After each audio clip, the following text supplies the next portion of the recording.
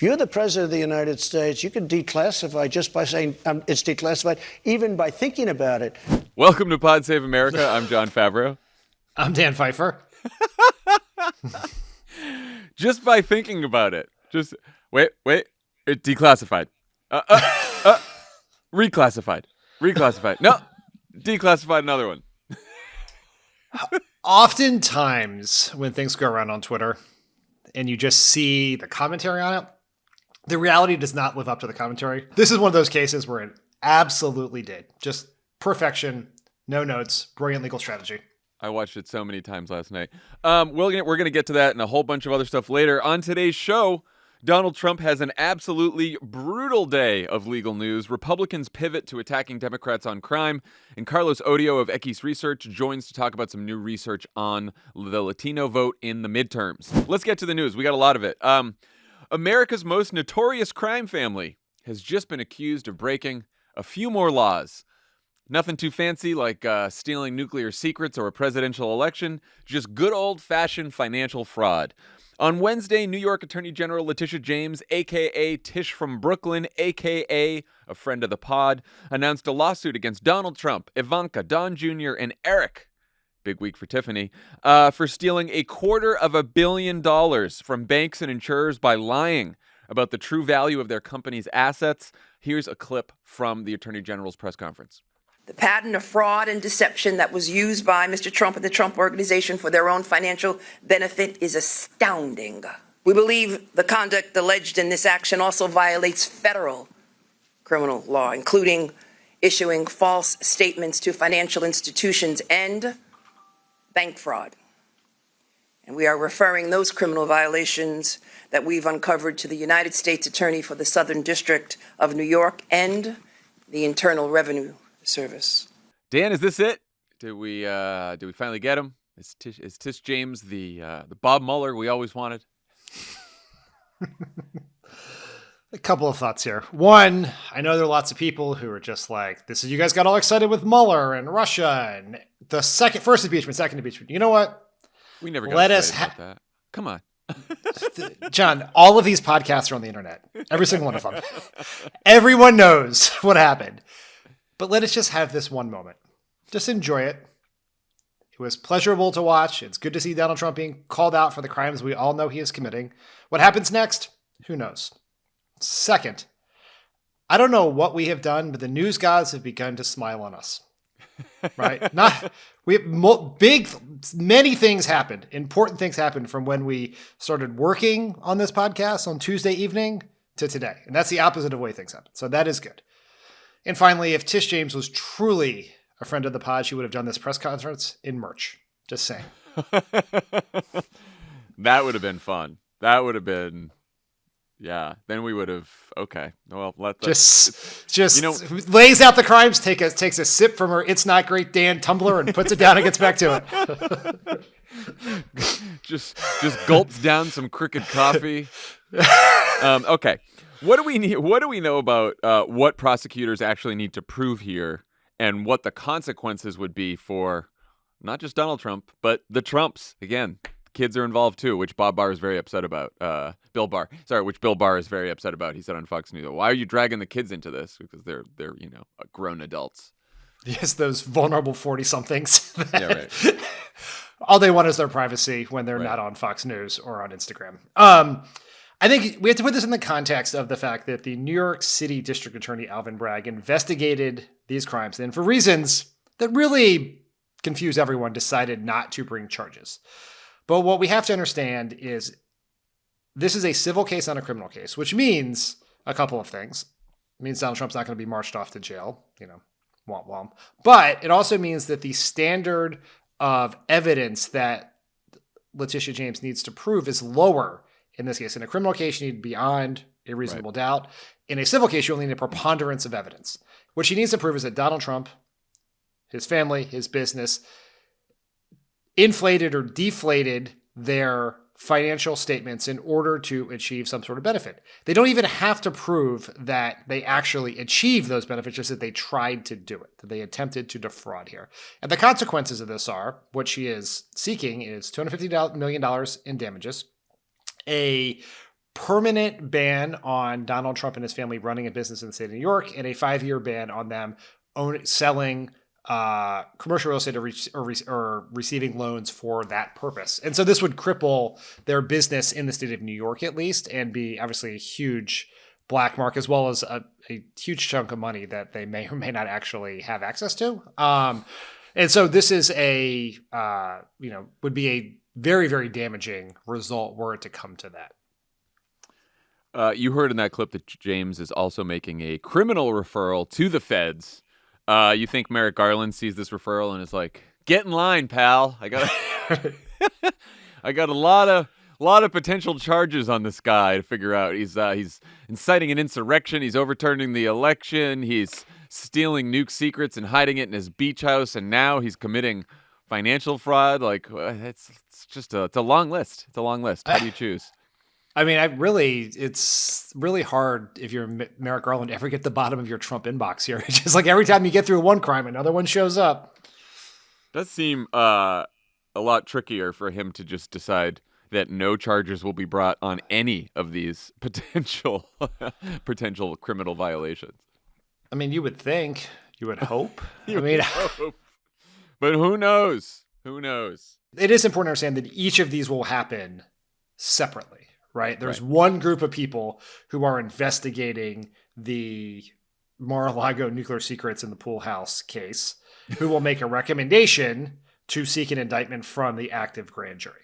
There is a second group of people, totally separate from that one, who will make a recommendation to Merrick Garland on whether to seek an indictment on something related to January 6th, right? Trying to interfere with the congressional proceeding, inciting violence, all of those things. And then here, this one we have to imagine is that it would just be we don't know that the federal government has of yet started investigating Donald Trump for financial crimes. They may have, but if they have not, this is the very beginning of what we know is always an overly long process. And so I don't know how many, they are connected in the political narrative. They're not necessarily connected in the legal narrative, but in terms of political pressure on the Department of Justice, which should not actually exist, the consequences of not seeking in any of those cases in terms of the broader sense that Donald Trump can get away with anything is much greater every single time another case lands on Garland's desk, I think. Yeah. Trump, per usual, handling this like a champ. He sat down with his pal Sean Hannity Wednesday night to chat about his respect for the law and American law enforcement, and also his powers of declassification. Let's hear a few moments from that interview. If you're the president of the United States, you can declassify just by saying it's declassified, even by thinking about it. They've demeaned me for years with this stuff. And now they find out I have very little debt, very, very little, a lot of cash. We have a great company, and we have among the best assets anywhere in the world. You mentioned the word prosecute. I don't think prosecute. I don't think this is prosecutable. The FBI coming and raiding Mar-a-Lago. Were they looking for the Hillary Clinton emails that were deleted, but they are around someplace? Were they looking for the spying on Trump's? You're not saying you had it. No, they may be saying, they may have thought that it was in there. Okay. That's it. Connect the fucking dots, Dan. They went to Mar-a-Lago looking for Hillary's emails. I mean, that server could be anywhere. Anywhere. They weren't. These weren't my classified documents. Look, I declassified everything just by blinking my eyes. Blink, blink. Declassified everything. So it couldn't have been my shit. It had to have been Hillary's emails, which I don't know how they got in the boxes. Who put them in the boxes? Someone put them in the boxes. It wasn't me. I don't know. Many people are saying other people. At one point, he calls the people at the National Archives radical leftists. I know. Which he doesn't even say National Archives. He just says NARA. Right? NARA, yeah. He's like, everyone knows they're radical leftists. And then he also accused the FBI of planting. We're back to the planting evidence excuse because declassification isn't working. And Hannity's like, well, if they did plant this evidence, it's got to be on tape, right? Because you said there's surveillance footage. And he goes, no, it's in another room. The best part, in my view, and there are no bad answers to the question of what's the best part because it is all great. Yeah, but when he's like, prosecute, you said prosecute. I didn't say prosecute. Who said prosecute? Did someone say prosecute to you? I haven't heard anything about prosecute. Like, just so like very clearly just a wee bit apprehensive about where this whole thing may be headed. Guilty? I'm guilty? Oh, who said that? Who said I'm guilty? I didn't say I'm guilty. Did you hear that from somebody? You've been talking to Garland? All right. I want you to know that I'm screaming inside as I ask this question, but do you think there will be any political consequences for the Republican frontrunner potentially committing bank fraud? Or stealing nuclear secrets, or obstructing the investigation into his theft of nuclear secrets, or overturning the election, or inciting a violent insurrection? Any of it? Do you want me to give you the answer you want to hear or the answer you need to hear? I'm a need to hear kind of guy, Dan. I'm a need to hear. I mean, I don't need to be affirmed. I don't need to live in my fantasy world here with my bobblehead dolls and my Fauci votive candle. Yeah, just download your latest episode of Pod Save America and get back on Twitter. Now, look, in all seriousness, we have to understand that political accountability in a highly polarized country happens on the margins. There's not a world where we're just like one guilty verdict, one new story, one new allegation, one new embarrassing Trump gaffe from a bunch of people taking off their MAGA hats and burning them, right? Like that's not just what is going to happen. We are seeing political accountability for Trump happen over the course of time here. It has happened as Trump has reemerged on the political scene. It's happened with all of the allegations and revelations about January 6th and his role in it. It's happening with the Mar-a-Lago case. This is going to contribute. You're seeing Donald Trump's favorable ratings among Republican voters are down. Are they down as much as common sense, logic, and morality would suggest they should be? Of course not. But with every passing day, there are more and more people who have previously supported Trump who are less on board with him running for president again. And the longer he stays in the news, the greater opportunity Democrats have to deliver accountability. Because ultimately, it's not. We said this back in 2018, we said in 2020, it's not going to be Bob Mueller or Mitt Romney or Letitia James who makes Trump pay a political price for his legal wrongdoing. It's going to be all of us. If we volunteer, vote, turn out, organize like we did in 2017, 2018, 2020, and upend historical trends, that will deliver potentially a devastating political blow to Trump's chance to ever lead the Republican Party or run for president again. Counterpoint from Politico, headline today: why Trump's legal woes only make him stronger.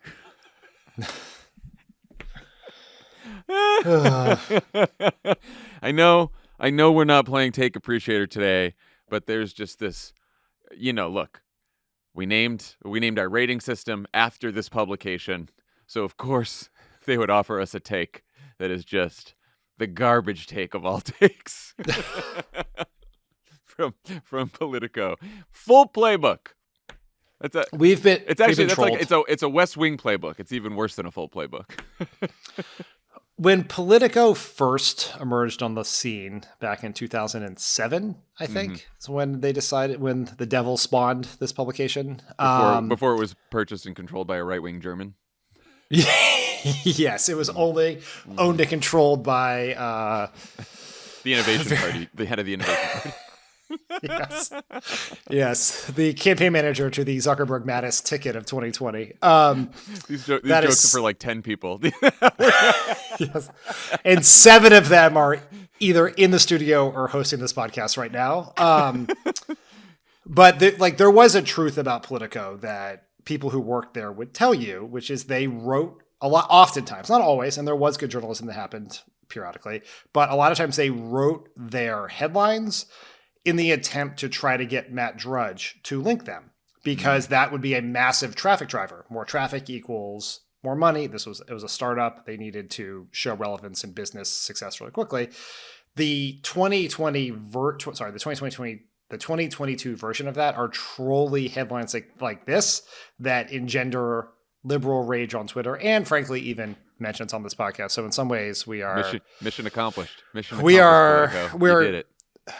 We are cathartically raging about stupidity, but we are also somehow fueling, perversely enriching the right-wing billionaire who owns Politico. I'll make a serious point. So, Please do. Please do.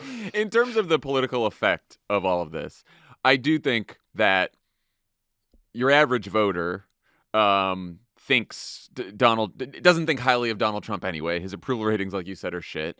Does the Republican base love him? Yes. Do Republican voters love him as much as they used to? Yeah, there's evidence that maybe not as much, but he's still got his base, of course.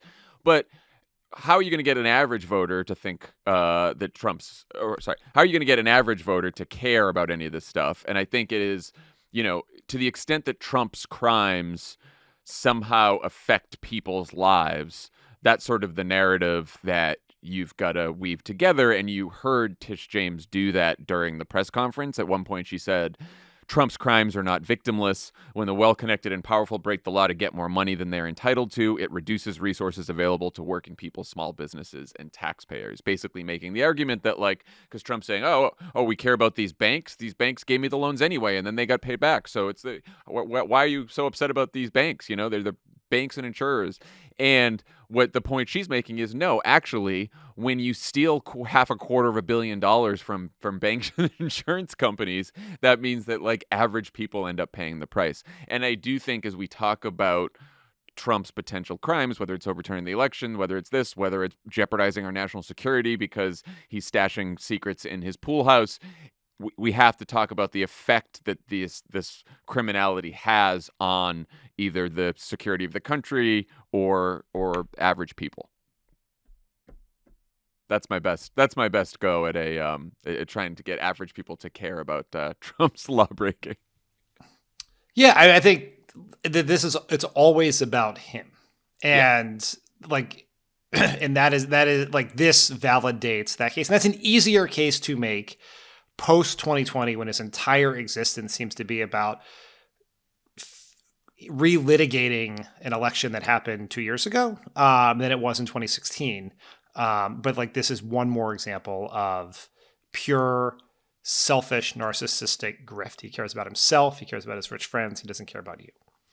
So as we mentioned, Donald Trump is facing multiple criminal investigations, none of which seem to be going all that well for him right now. Hours after Trump was accused of financial fraud, a 3-judge federal appeals court that included 2 Trump appointees ruled unanimously that he can't actually keep the classified secrets the FBI retrieved from his beach house, and that the government may continue to use those documents as evidence in their criminal investigation of the former president. This came after the special master that Trump's crack legal team nominated to review the Mar-a-Lago documents, Judge Raymond Dearie, accused Trump's lawyers of wanting to, quote, have their cake and eat it during a hearing where you might say the special master baited the former president's legal team. Oh, come on. What are we doing? I'm sorry, I couldn't help myself. I'm a 15-year-old. I mean, not even. I was wondering if you. I was wondering when I read it. I'm like, I wonder if he'll notice it or if I can just go right through. You noticed it. Yeah, I mean, I do. Oftentimes, at least, listen to you. I'm not holding my phone when we do this, so this is about as focused as I am when I hit any given hour and a half of a week. But yeah, that's great. I assume we're keeping that in, right? Oh yeah, I mean, have to. Is it going to be in the title? Well, it remains to be seen. All right. Okay. Baited the former president's legal team into admitting they have no evidence that Donald Trump ever declassified any of the state secrets he stole, whereas the government provided evidence of classification by marking the documents classified. Turns out that's all you needed to do. Dearie then said, as far as I'm concerned, that's the end of it. The 11th Circuit Court of Appeals agreed. Again, it was a panel of 3 judges, 2 of them appointed by Trump. They said the classified documents cannot be part of the special master's review. The government can use them to continue their criminal investigation. They basically just ran roughshod over Judge Eileen Cannon's original opinion, slapped it down, and then Cannon today updated her order, and now the classified documents can be part of the criminal investigation, and the criminal investigation moves on. Dan, what do you make of the fact that Trump's handpicked special master and 2 Trump-appointed judges chose the law over Donald Trump? 2 points. One, this shows the peril of pre-recording an interview because Trump did that Hannity interview earlier in the day. Yeah, and in it, he had a very long, his defense of himself in this case was a attack on the original judge who signed the search warrant and talked about him as a Trump hater, said that the judge signed the search warrant because he hates lower taxes and good education. That's what he said. Yeah. But that interview aired after 2 Trump judges who are presumably not Trump haters and probably lovers of lower taxes and good education, I guess, like the fucking rest of us, had just eviscerated the decision from Judge Kennedy. So that was just sort of fun to watch in real time. It's one of the rare times when watching Hannity is fun. Second, I think this is just a very it's so obvious. It's like it's good to know that we can return to some sense of common sense, logic, basic jurisprudence here, where it's like, yeah, of course, if you cannot even dare try to offer a defense that they are declassified, those have to go back. And the original thing made no sense. We're back to normal course of business here, and that's great. I realize this is not the legal podcast at Crooked Media, and we are not lawyers. But it is worth reading the 11th Circuit's ruling because it's just like plaintiff suggests that he may have declassified these documents when he was president, but the record contains no evidence that any of these records were declassified. And before the special master, plaintiff resisted providing any evidence that he had declassified any of these documents. In any event, at least for these purposes, the declassification argument is a red herring because declassifying an official document would not change its content or render it personal, which is basically like, yeah, the declassification argument is fucked, but that aside, you still don't get to keep the fucking documents, man. You don't get to keep them. They're not yours. It is not a souvenir box of White House M&Ms that you walk out the door with. It's state secrets. I would just like to update something. While you were talking, I imagined myself going to law school and passing the bar, so I am now I'm a lawyer. Yeah, you can do it with your mind, just like declassifying. I just classified something. Why do you think they picked Deary in the first place? Like, he was on the Trump list. This is so good. It's so good because Trump it's important. You sort of have to take a step back because Trump's legal strategy is being spearheaded by a guy named Boris Epshteyn, who was fired from the Trump White House for incompetence in like 60 days into the administration. Which is it's a high bar. Yeah, he is just a moron. He's an absolute moron, but he's so dumb that he is willing to entertain Trump's insanity here. But they did actually hire a real attorney to handle this, a guy who was the Solicitor General of Florida. I think I read somewhere on Twitter, so it's definitely true that they basically had to give him $3 million in a down payment to do it, which is probably going in his bail fund, his future bail fund. I'd make sure I'd get paid up front there. That's right. Yeah, I'm sure he didn't get a check. It's probably in cash, right? And so they had to find someone who was, because of this real attorney, who was quasi credible, who would not be embarrassing to offer to the court, who could possibly get chosen. So like they couldn't offer like former Judge Jeanine Pirro, right? Like that was not a legitimate offer. Although I'm sure Trump pushed for that for like 3 consecutive hours in a meeting. And so they eventually landed on this guy Deary. And the logic is so Fox News brainworms is that the reason they thought he would be pro-Trump was that he sat on the FISA court. And and this is like one of the great talking points of Trump defense in the Russia investigation, is that there was an instance where an FBI agent may not have been honest with a FISA judge in order to get the Carter Page warrant. And therefore, because this guy, he was not the FISA judge, he was just a FISA judge, would therefore be anti-FBI and therefore take a tough stance against the FBI. That is how they ended up with this guy. Can't see how this plan did not work. It's just like, it is so Fox News brainworms because like Trump's trying to explain it to Hannity last night and I'm listening to it. I was just like, I can't, there's no, like even Hannity couldn't follow the logic of the argument, which is how you know it's really bad. So it seems like Trump could be in some trouble now. Look, the only option he has now is to appeal it to the Supreme Court. Of course, we don't know what the Supreme Court's going to do, but like, you know what? You had 2 Trump judges on the appeals court. Like, I'm sure Trump could get himself a Clarence Thomas to go along with Eileen Cannon's argument. Maybe he gets himself an Alito. I just don't think he's getting a majority at the Supreme Court on this one. Okay, I'm going to predict that. I'm predicting it. Elijah, if you're listening right now, the headline on the tweet about this clip is John puts his trust in Brett Kavanaugh. That's it. Yes. So just me and Squee. So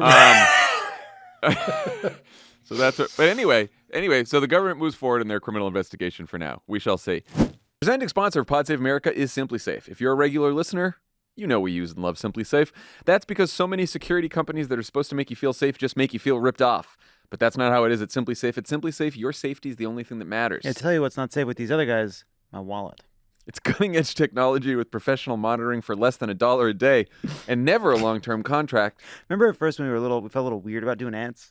So you know your home is always safe.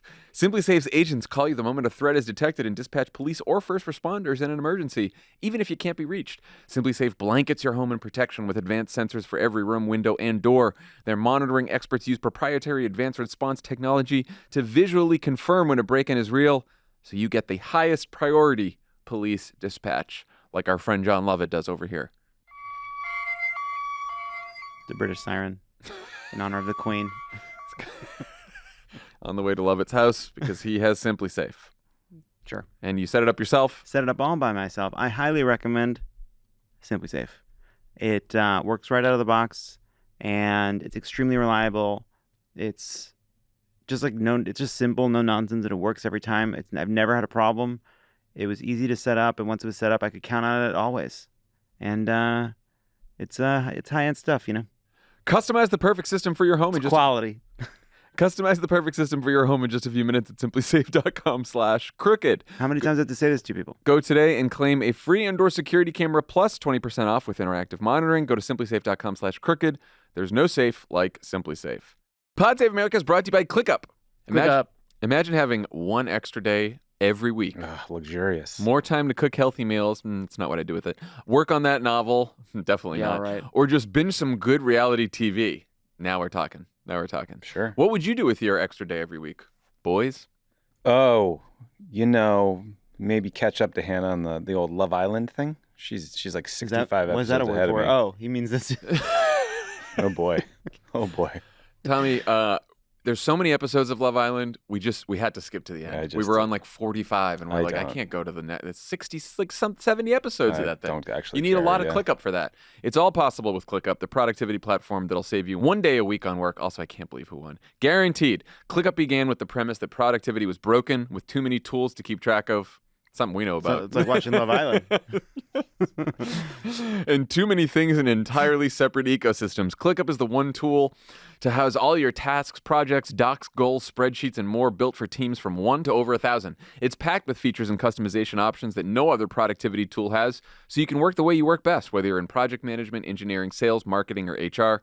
ClickUp has easy-to-use solutions that create a more efficient work environment. Use Crooked to get 15% off ClickUp's massive unlimited plan for a year, meaning you can start reclaiming your time for under $5 a month. Sign up today at clickup.com and use code CROOKED. Hurry, this offer ends soon. Pod Save America is brought to you by Reserve Bar. Reserve Bar is the online source of premium and luxury spirits, wine, and champagne. Oh, how about that? This is good because I like sending wine gifts. You do. You're a great wine gifter. It's a good go-to. And you know your wine. But you need a good source. You need a good place to do it, or else you're. Which is why you should visit reservebar.com to create the perfect home bar or have the ideal gift delivered. It's also where you'll find the best in new and hard-to-find bottles and those celebrity spirits you've been wanting to try. Lovett's been particularly anxious to try some celebrity spirits. No one does spirits gifting better than Reserve Bar. Have a bottle custom engraved with a name, date, or logo to create the perfect gift. Nice. Build your dream home bar at Reserve Bar. Just select the spirits, wine, and bubbly you love. They've also got the glassware and mixing tools you need. Reserve Bar offers the Cocktail Lounge, which is your online source for inspiring new cocktail recipes and the stories behind your favorite brands. Ready-to-drink cocktails taste better Stories than behind my favorite brands, you say? That's right. Ready-to-drink cocktails taste better than ever, and Reserve Bar now has them. The pre-mixed drinks are great to have on hand for outdoor events. The hot trend in spirits are ready-to-drink cocktails. Have you tried these? I have. They taste better than ever, and Reserve Bar now has a huge collection of them. These canned cocktails are great for parties when you don't have time to tend the bar, and ideal for tailgating season, which is here, by the way, in case you guys didn't know. I'm excited to use this site. It's always trunk o'clock somewhere. I'm also excited to use it. I love ready-made cocktails. I like that. Yeah, they come in those like fun little cans. You just pour them on ice. I'm lazy. I just want to start Save drinking. a lot of time. Yeah, you know? a martini in a jar. Visit reservebar.com today and use promo code Cricket to save $10 off your first purchase of $75 or more on spirits, wine, or pre-made cocktails, but only when you use our special offer at reservebar.com with code Crooked. That's reservebar.com, and that's code Crooked. This offer expires December 31st, 2022. Pod Save America is brought to you by Sleep Me. What was that? I think you left out a word. Science tells us that the best way to achieve and maintain consistent, deep sleep is by lowering core body temperature. Temperature-controlled sleep repairs muscle after a hard day's work. It improves cognitive function, so you always start your day feeling sharp and alert. Sleep Me is the new home for Chili Sleep. We're bringing you the same great sleep that Chili Sleep offered, but under a new name. You know, every once in a while, listeners, dearest listeners, we get a rebrand. I love it. I love it when a company changes their name. A rebrand on the fly. I love it. They don't tell us until we read the ad copy. They're Sleep Me now. Forget you ever heard of Chili Sleep. Yeah, forget that other one. They're fucking dead. It's Sleep Me. It's all about Sleep Me. You've never heard of the other one. We've always talked about Sleep Me. Me. We've always talked about it. Sleep Me makes the coldest and most comfortable sleep systems available. They create the environment that meets the body's natural need for lower core temperatures, promoting deeper, restorative sleep. Chili Sleep makes the Uller, Cube, and Dock Pro sleep systems. Water-based, temperature-controlled mattress toppers that fit over your existing mattress to provide your ideal sleep temperature. These mattress pads keep your bed at the perfect temperature for deep, cold sleep. I love it. These sleep systems are designed to help you fall asleep, stay asleep, and give you the confidence and energy to power through your day. I love the Uller. They also just launched the new Dock Pro sleep system. It has 2 times more cold power than other models. It's whisper quiet. You'll be like a hanging gangster in Goodfellas. And it has a tubeless mattress in pad. one of those freezers. Design that allows for 5 times more cooling contact. The Rolling Stones will be playing behind you. That's the image they're trying to conjure. Yeah, you'll be hanging like a big when they had side their of marketing, beef. You're like a side of beef. Yeah, when they're in their marketing meetings. You know what? You know what it looks like? They're sleeping soundly. A big old side of beef. I think I need to buy the new Dock Pro sleep system because I have the original Uller, but 2 times more cold power plus whisper quiet. I could use that. I love it. I could use that. I was too lazy to refill it. You have to refill it like once a month or something. I was too lazy to refill it, and so I was without it for a while. And then Emily refilled it for me last week, and I have been sleeping much better. I love it, Uller. Much, much better. Head over to sleepme.com/cricket to learn more and save 25% off the purchase of any new Dock Pro Cube or Uller sleep system. The offer is available exclusively for Pod Save America listeners and only for a limited time. That's sleep.me/crooked to take advantage of our exclusive discounts and wake up refreshed every day. All right, Dan, as we all know, the best segues are the ones that you have to announce. So here goes. With less than 2 months until Election Day, the party whose presidential frontrunner has been accused of breaking multiple laws is now trying to portray Democratic candidates as soft on crime.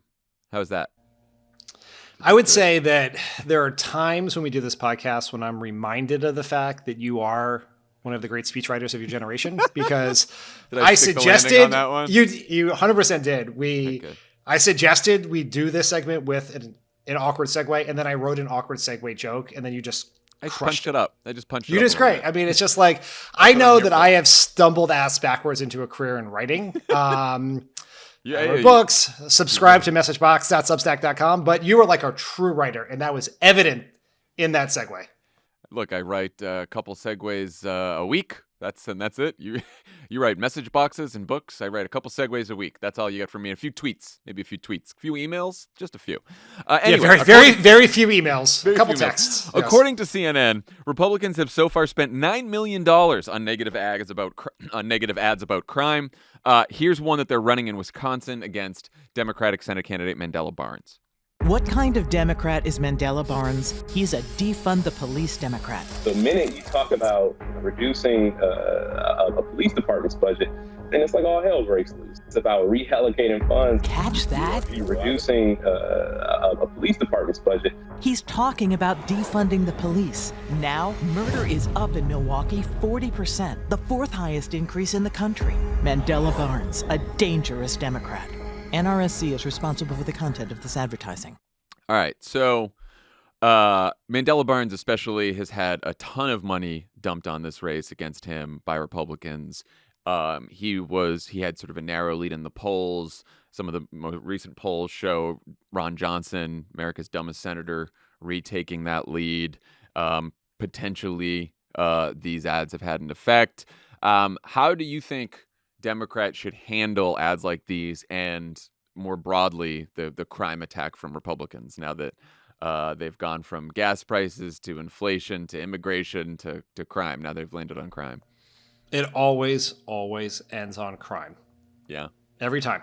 And the power of the crime attack is always somewhat dependent on the salience of crime as an issue in people's real lives. And it is higher now than it has been in a long time.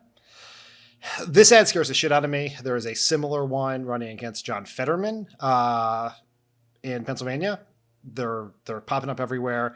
And what's happening here is Democrats have used successfully and correctly abortion to define Republicans as out of the mainstream of American values, as too extreme to be trusted with power. Because if you are someone who supports these extreme positions on abortion, you are also someone who can't be trusted, not just on abortion, but on Social Security, Medicare, peaceful transition of power, everything else. And Republicans are responding by trying to use crime to do the same thing. And the reason why crime is powerful is abortion as an issue has been very effective for Democrats because it unites our base and divides theirs. Crime unites their base and divides ours. And they're trying to shift the tone there. And so it's very, very worrisome. And I think one important, as Democrats think about how to respond to it, it's very challenging, right? You have to respond to these ads without repeating the attack by just going out and saying, I don't support defund the police. Who said defund the police? Like, just if you're repeating the attack, as our friend Anat Shankar always says, is a huge mistake. You don't want to validate the legitimacy of the argument. You also have to recognize what this is. It is not about crime. Not that crime isn't a real issue a lot of voters care about. In Republican advertising, more often than not, crime is a proxy for race. It is a way, just as immigration and border caravans and terrorism was under Bush, it is a way to scare the living shit out of white people, to try to get some of those, Biden Republicans, more conservative or moderate-leaning independents who are almost all white to stick with Republicans. And that's why you have to understand that's what's happening, because you have to define your response in a way that understands what the underlying strategic objective of the other side is. And so I think the way to respond to this is first, and this is something we've said on this podcast a number of times, it's a lesson that Obama always taught us, is when Republicans do things like this, they're trying to bait you into their issues, is you don't play their game, you call out their game.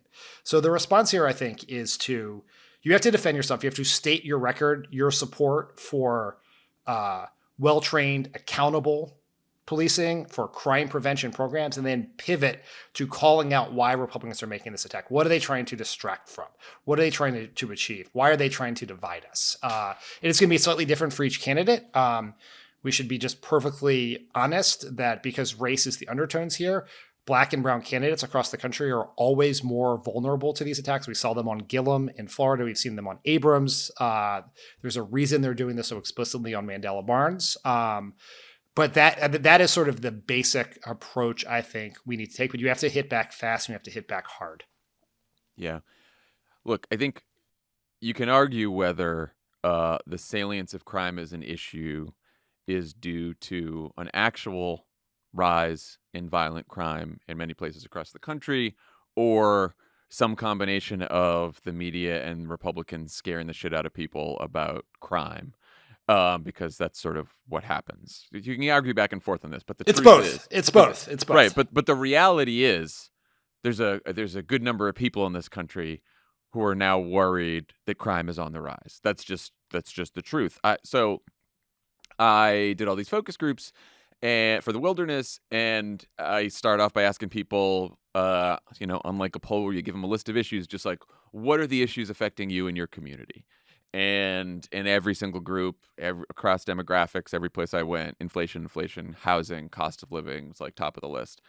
What was interesting is my last focus group was in Atlanta. It was with young Black voters in their 20s and 30s who had all voted for Joe Biden and are now sort of not sure what they're going to do, whether they're going to vote, who they're going to vote for. And I asked about what issues matter most to you. And housing did come up. I said, Atlanta's too expensive. And then almost, half the group, a little more than half the group said crime, gun violence. And in fact, then when I asked about Brian Kemp, they all think Brian Kemp sucked. When I asked about Stacey Abrams, they're like, I want to hear more about her plans. And a couple people said, I heard she was for defunding the police. I can't be for that. So it is. And she's not. Of course. But, you are absolutely correct that Republicans racialize this issue, and it has been for decades in this country. But it is also true that right now in cities across the country, people are worried about crime across racial lines. And I do think that's why, Data for Progress did a bunch of message testing that you sent me this morning. And they tested all kinds of messages about crime and a whole bunch of other topics as well. And that's the most popular message. What for Dems is we need to be tough on crime, but we also need to be smart about it. We need to invest in programs proven to reduce crime, like community policing and after-school programs. There's even a message about the root causes of crime that was very popular and worked for Dems.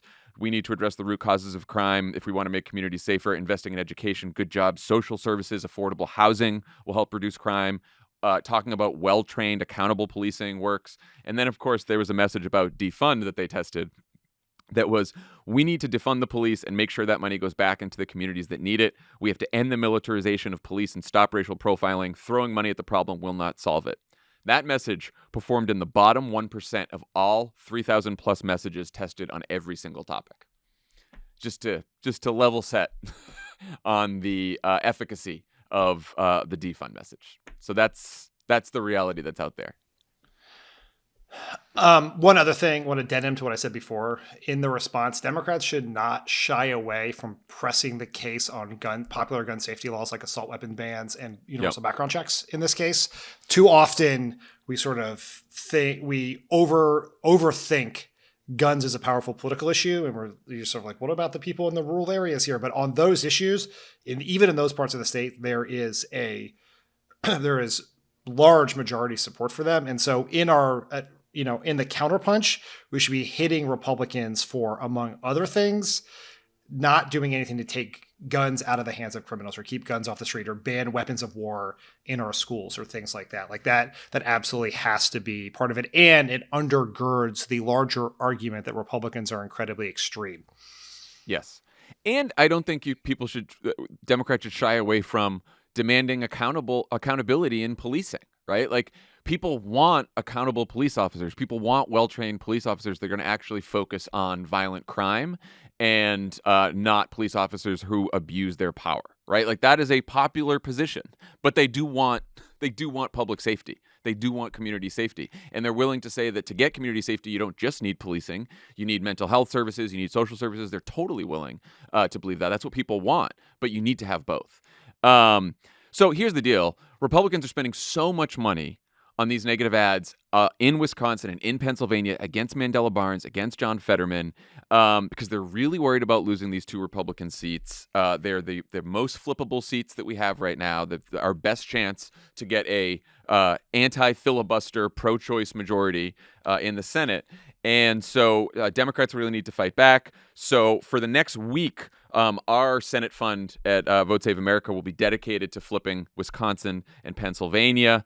The VSA community has already stepped up big and helped raise over $100,000 each for the Democratic incumbents in Arizona, Georgia, Nevada, and New Hampshire, as well as a bunch of other competitive races. But just right now, we're going to focus on helping Mandela Barnes and John Fetterman finished strong. So if you head to votesaveamerica.com/Senate and chip in today, you can support those two campaigns so they can fight back against a lot of these ads, and they could be our path to, again, a filibuster-proof Senate majority.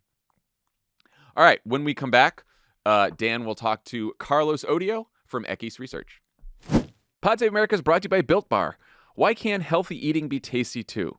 Most protein bars have healthy ingredients but an unappetizing taste. If you want a healthy snack that actually tastes good, reach for a Built Bar. These are very yummy. Very tasty. Very tasty. And they're all covered in 100% real chocolate, which is probably why they're so tasty. They don't taste like protein bars at all. No, they taste like chocolate bars. Totally different. Which I love. It's like candy. Built is always creating their next greatest flavor. They have incredible options like mint brownie, coconut, salted caramel. Love a salted caramel, anything. Cookies and cream, churro, and banana cream pie. The list goes on and on. Built bars are high protein, low calorie, low sugar, low carb. Most Built bars contain 130 calories, 4 grams of sugar, 4 net carbs, and 17 grams of protein. Compare that to a candy bar, which usually has around 240 calories, 30 grams of sugar, and dozens of net carbs. Boo. The best part, Built bars taste better than candy bars. You're not going to believe that they're healthy because they're that good. Built bars are gluten-free and keto-friendly. If you're doing keto, you know how hard it is to find options, especially treats. Right, love it? You bet. Built bars make keto and dieting so much easier. No. If you have cabbage for dessert, you don't miss it. And they're made with collagen protein, which your body absorbs more efficiently and provides tons of health benefits. Built.com has all your favorites: peanut butter brownie, coconut almond, raspberry, and so many more. Try a mixed box to get a variety. They're all delicious, and new flavors are coming out all the time. Find them all at Built.com. You can eat healthy and actually enjoy doing it. Go to Built.com. We have a special code for friends of the pod, so you can get 15% off your order. Use promo code CROOKED. That's Built.com, promo code CROOKED. Pod Save America is brought to you by Real Paper. If a tree falls in a forest, does it make it sound? Yeah. Probably. Mm-hmm. If 27,000 trees fall in a forest, would you rethink what you're using for toilet paper? Sure, yes. Okay, Seems bad. thank you. Thank you for that. It was need just those. a deft segue. Every day, 27,000 trees are cut down just to make conventional toilet paper. That's almost 10 million trees per year just to make something that's used once and then flushed down the toilet. That's where Real Paper comes in. Real makes a sustainable toilet paper that contains no trees and instead uses 100% bamboo. Bamboo is an awesome sustainable option. It's both soft and strong, and because it's a grass, bamboo can be continually harvested without damaging the plant itself. And while the other conventional toilet papers are wrapped in plastic in the grocery store, Real Paper's packaging is plastic-free, compostable, and offers free shipping on all orders. What do you like best about Real Paper? It's the number one grass for your ass. There you Exactly. go, Tommy. That's exactly. The number one grass. It's the number one grass. Your And it comes right to your house. and it comes right to your house. Real Paper is available in easy, hassle-free No subscriptions. buts about it. Or for one-time purchases on their website. All orders are conveniently delivered to your door with free shipping and 100% No recyclable, plastic-free packaging. Buts about it. If you head to realpaper.com/crooked and sign up for a subscription using our code CROOKED at checkout, you'll automatically get 30% off your first order and free shipping. That's realpaper.com/crooked, REELPAPER.com/crooked, or enter promo code CROOKED to get 30% off your first order plus free shipping. So let's stop flushing our forests and try Real's tree-free paper. Real is paper for the planet, no buts about it. Pod Save America is brought to you by Squarespace. The key to any successful business is a unique website. And creating a great site is easy with Squarespace, the all-in-one platform for building your brand and growing your business online. Features like member areas let you monetize gated content like videos or online courses. So, for example, if you sell custom dog bling at a website called diamondsinthewoof.com, Nice. Yeah, it's a good site. loyal subscribers will get early access to your next Diamond Dogs collection drop. You can also stand out in any inbox with Squarespace email campaigns, convert emails, subscribers, loyal customers with customizable email templates, built-in analytics. Hey, you know what I don't know else if kinda that was a dog sentence, bling- but you know I what said other- all the words in it. You know what other dog bling you can have? Sapphire. Let's say you're a startup selling artisanal massaged bread at a website called doughtherapy.com. You like that one? You can engage your customers with emails comparing the signature Swedish style kneading technique to the Thai style. And you can see who's visiting your site and how they're interacting with your content with Squarespace Analytic, which Dough therapy. with Squarespace Analytic help you gain powerful insights into You hear how much fun we're having with this copy? This is how much fun you could have with your website. Yeah. You just got to go to Squarespace. With a great website, you can engage with your audience and sell anything, your products, content you create, even your time. Head to squarespace.com/crooked for a free trial. And when you're ready to launch, use offer code CROOKED to save 10% off your first purchase of a website or domain. We love Squarespace. It's easy to use, and you'll feel like more of a pro than whoever wrote this I got a copy. name for an artisanal bread massage company. No dough needed. Jesus Christ. It's better. It's already It's better. I did 2 seconds on this thing. This week, Equis Research issued a new memo about Latino voters left in limbo. Here to talk about the memo and how Democrats can persuade Latino voters is Equis Research co-founder Carlos Odio. Carlos, great to see you. Dan, thanks for having me on. Good to see you too. Absolutely. So tell us about your memo, what you found, and what the status of Latino vote is right now as we are, whatever it is, 50 days away from the midterms. Sure. Well, look, as you know, there was actually a shift in the Latino vote from 2016 to 2020, where, if Trump got 3 in 10 Latino voters in 2016, he got closer to 4 in 10 in 2020. And the question everyone had was, will that trend continue? Would it get worse for Democrats? Would it return to kind of pre-2016 levels? Or would it kind of stay the same? And the real kind of unsatisfactory answer is that we don't quite know yet.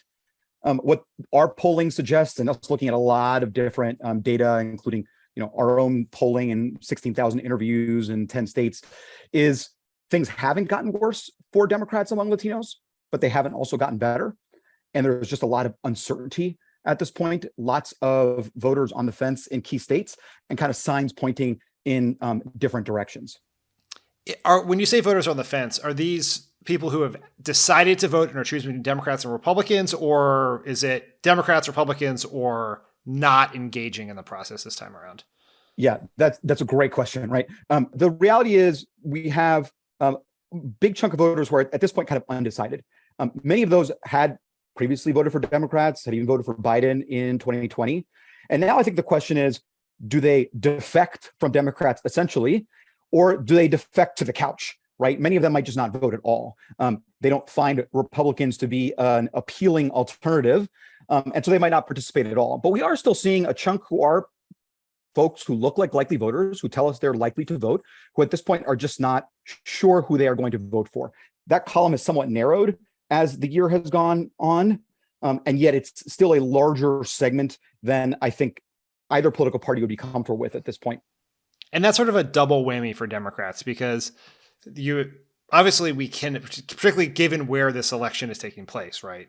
Nevada, Arizona, Florida, Texas, all kinds of places where the Latino vote is incredibly consequential. And even in states that we don't commonly think of as having large Latino populations, Latino vote can be swing, like Wisconsin and North Carolina, Pennsylvania, for instance.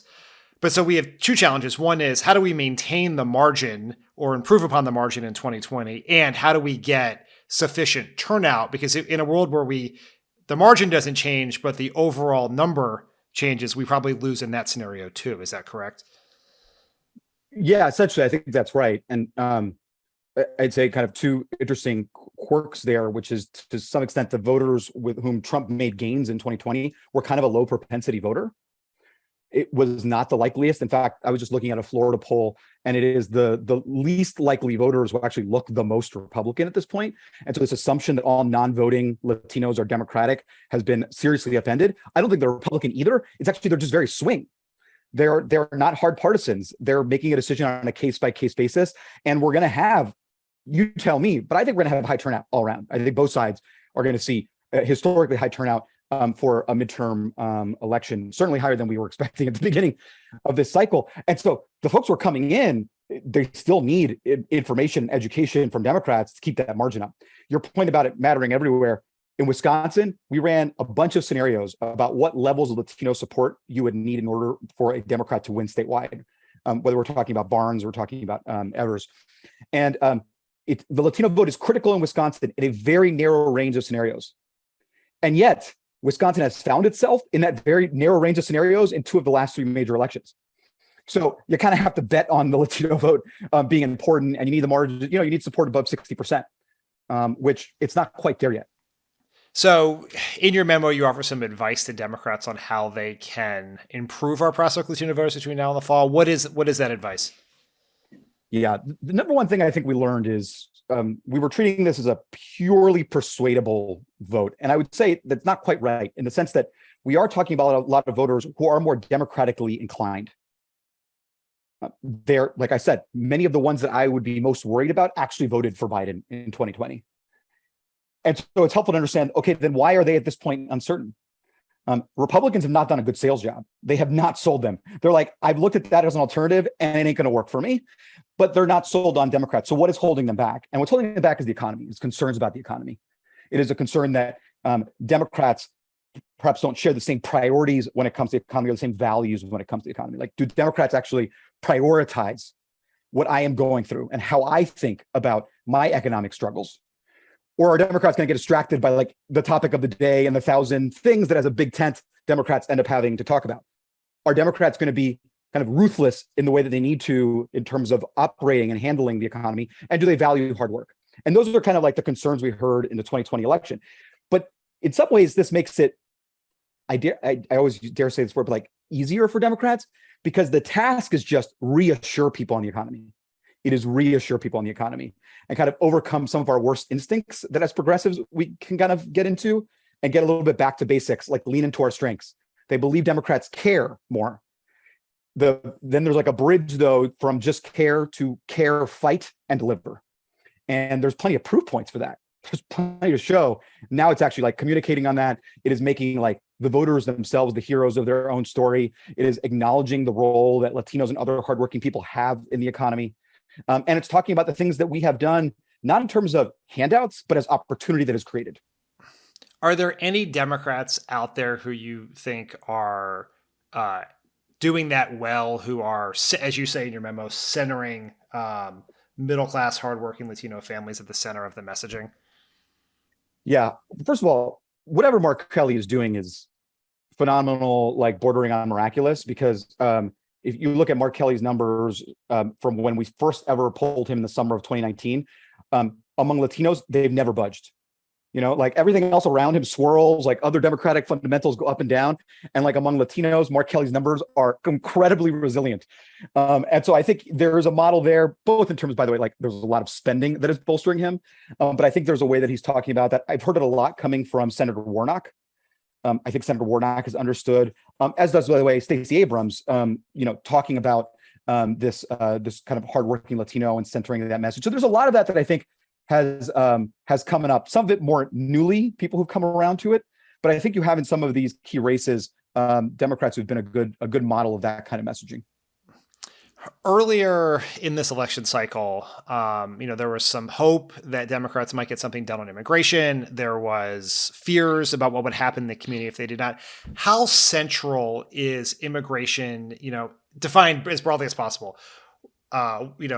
What's happening at the border, Republican responses to immigration, including what DeSantis is doing, the fact that another, obviously this legislative session is not over yet, but I think we could probably safely say yet another period of time in which Democrats controlled House, Senate, and the White House have ended without passing comprehensive immigration reform.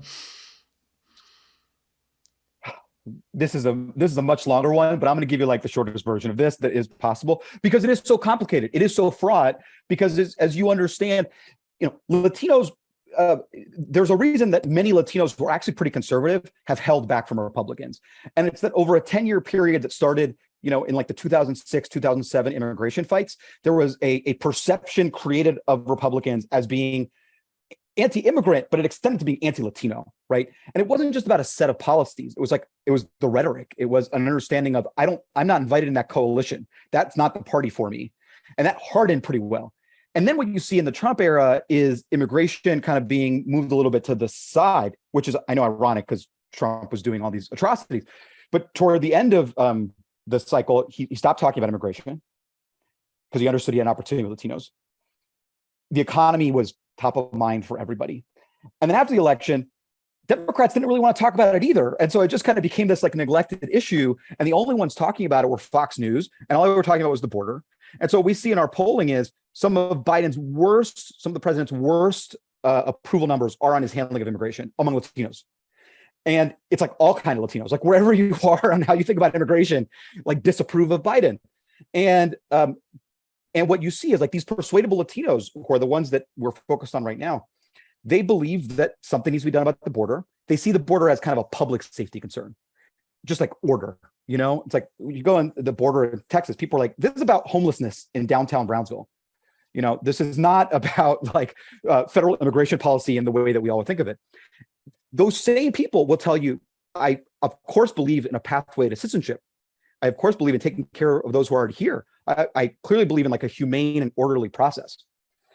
And so it's complicated. I think DeSantis has kind of walked into the wrong end of the spectrum, frankly, on what he's done, because it has moved it from the order and security framework to this like framework of humanity, like how are we treating people, where you actually have much higher levels of rejection. Of course, there's got to be people to capitalize on it and take advantage of that moment and message around what DeSantis is doing. Fox is kind of owning it at this point.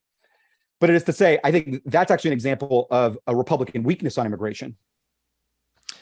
So, you talked earlier about Democrats, getting their economic messaging where they're talking about what they're for, who they're going to fight for, how hard they're going to fight, what they have delivered, what, I assume a continued Democratic majority could deliver. How should Democrats talk about Republicans if they want to get to that group, that, surprisingly large group of persuadable voters that you talk about?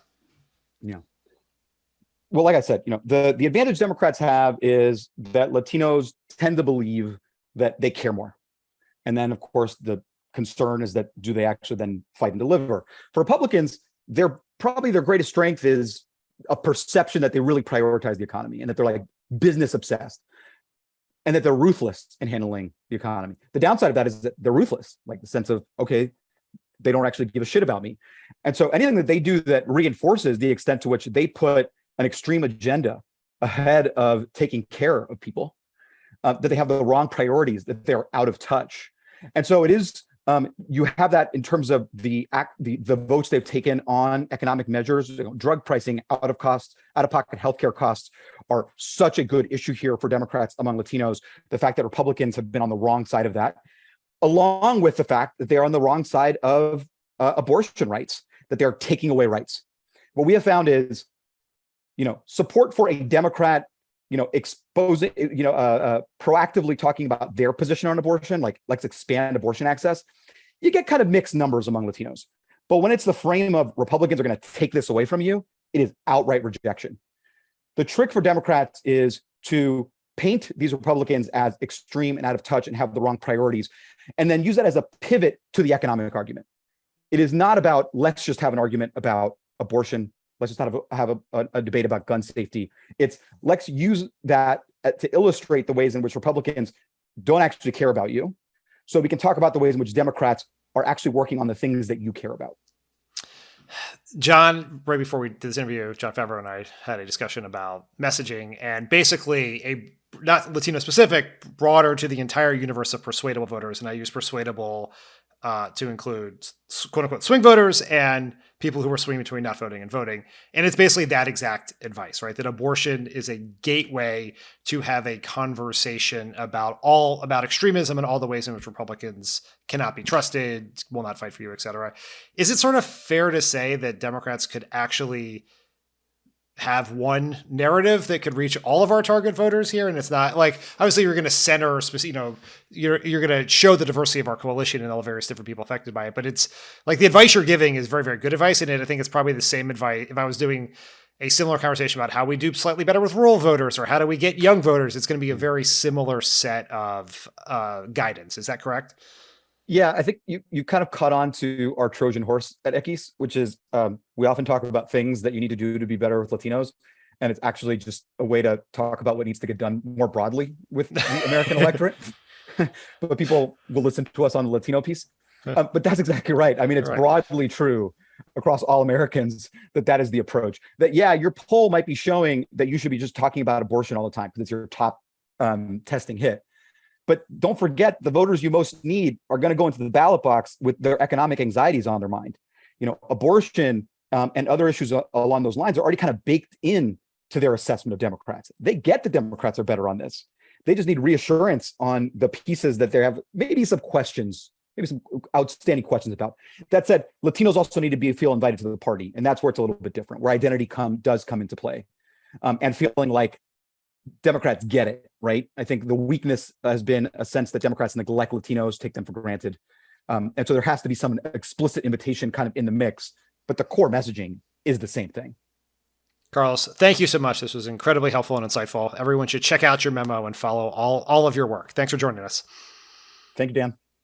All right. Thanks to Carlos Odio for joining us today. And everyone have a great weekend. We'll talk to you next week. Bye, everyone. If you didn't already know, Love It or Leave It is recorded live at Dynasty Typewriter in Los Angeles every week. Did you know that, Dan? I did know that. Okay, good. Plus, tickets are now available for the Love It or Leave It live or else fall tour dates. For tickets to shows live in LA or to see if Love It is coming to your state, I'm looking at you, Baltimore, is what it tells me to say here, but I don't know why. Head to crooked.com/events now. I mean, it seems like there's a couple cities. I don't know why we're specifically looking at Baltimore. I'm guessing that's coming up soon. But anyway, go buy tickets.